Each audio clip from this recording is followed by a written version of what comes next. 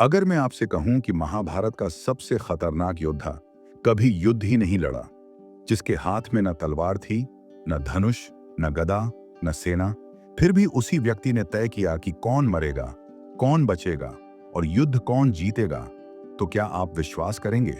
कुरुक्षेत्र के मैदान में जब शंखनाद गूंज रहा था, जब रथों के पहिए धरती को चीर रहे थे, जब लाखों योद्धाओं की सांसें युद्ध से पहले थमी हुई थीं, तब उस धूल और रक्त से भरे मैदान में एक ऐसा व्यक्ति खड़ा था जो स्वयं युद्ध नहीं कर रहा था, लेकिन फिर भी पूरे युद्ध का नियंत्रण उसी के हाथ में था।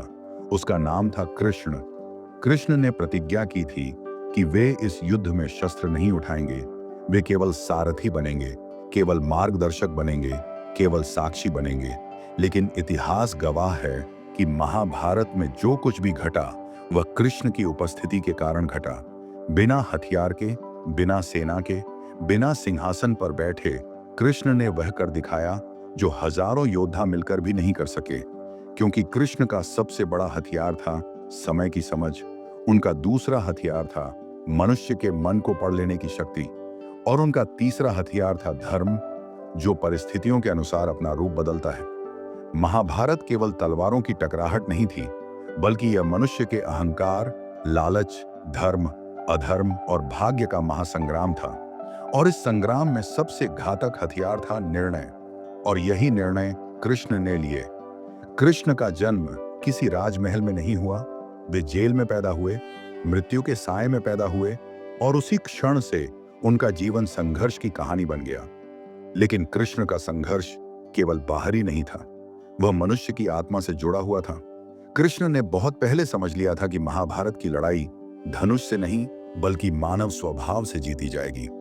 दुर्योधन को बार बार अवसर दिया गया, विदुर ने समझाया, भीष्म ने संकेत दिए, द्रोण मौन रहे, लेकिन कृष्ण जानते थे कि जिस व्यक्ति का अहंकार उसकी बुद्धि से बड़ा हो जाए, उसे केवल पतन ही सिखा सकता है।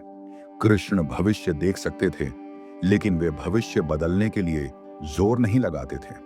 वे मनुष्य को उसके कर्मों की दिशा में धीरे धीरे आगे बढ़ने देते थे। कुरुक्षेत्र के मैदान में जब अर्जुन ने अपना गांडीव नीचे रख दिया, वह क्षण केवल युद्ध का नहीं था, बल्कि वह मानव इतिहास का सबसे बड़ा आत्मिक संकट था। अर्जुन कांप रहा था, रो रहा था।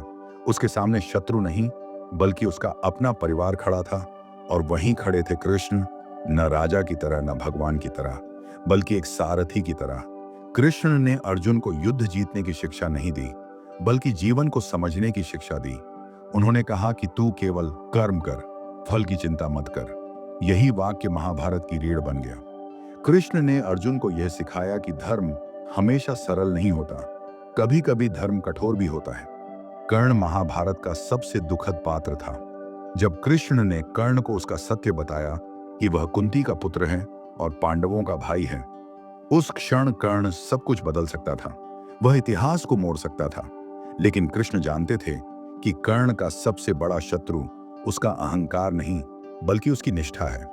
कर्ण ने दुर्योधन का साथ चुना क्योंकि वह उसके आड़ से बंधा था, और कृष्ण मौन रहे क्योंकि कुछ युद्ध तर्क से नहीं, बल्कि नियति से लड़े जाते हैं। भीष्म वह योद्धा थे जो युद्ध को एक ही दिन में समाप्त कर सकते थे, लेकिन कृष्ण जानते थे कि भीष्म को हराने का रास्ता शस्त्र नहीं, बल्कि उसकी प्रतिज्ञा है।